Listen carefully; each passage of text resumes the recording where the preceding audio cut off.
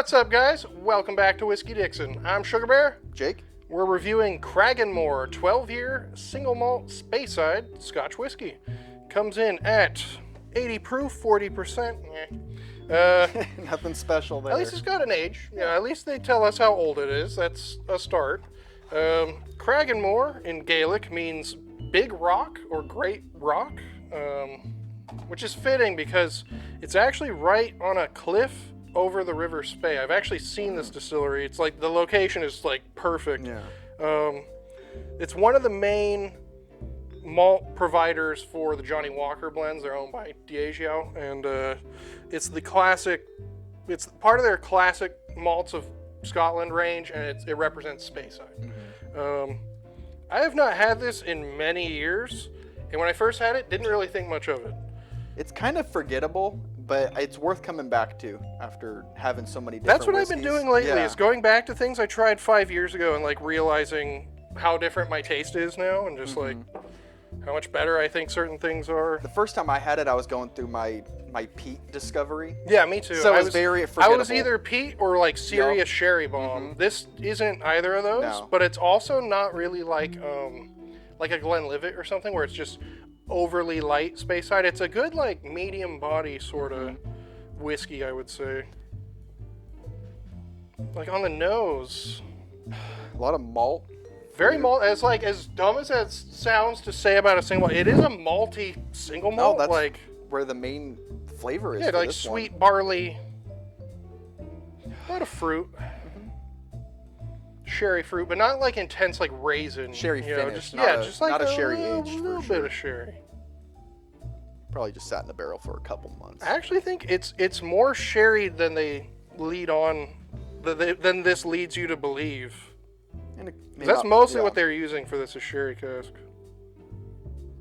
But it starts in a bourbon cask.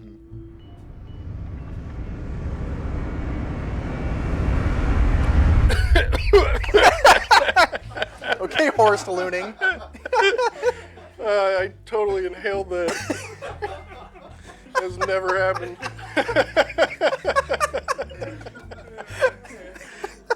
All right. Don't cut that out.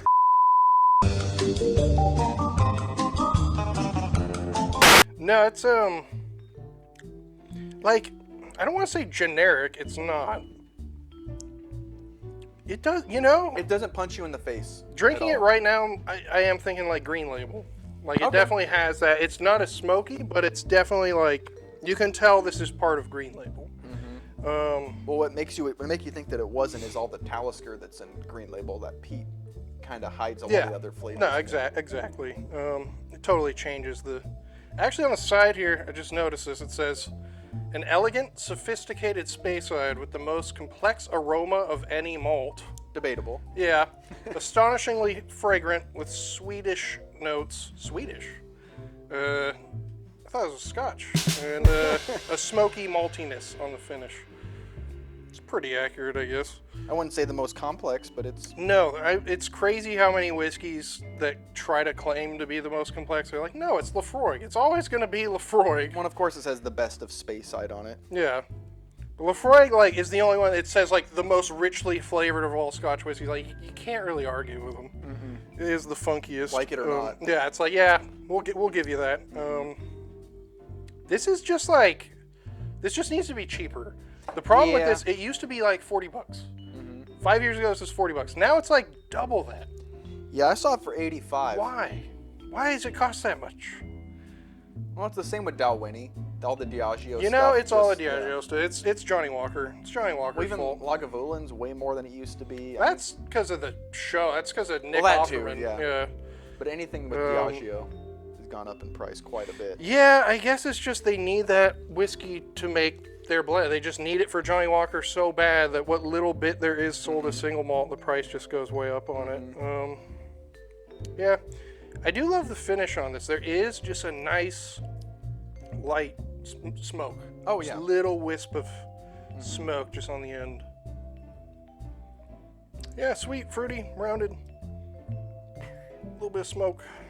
You could get somebody that doesn't like Scotch to drink this, no problem. For sure. And also, like, it's a step up from, like Johnny Walker, like a black label or Oh, something. absolutely, yeah. But you'd be easily able to like transition to this. It would still seem somewhat familiar.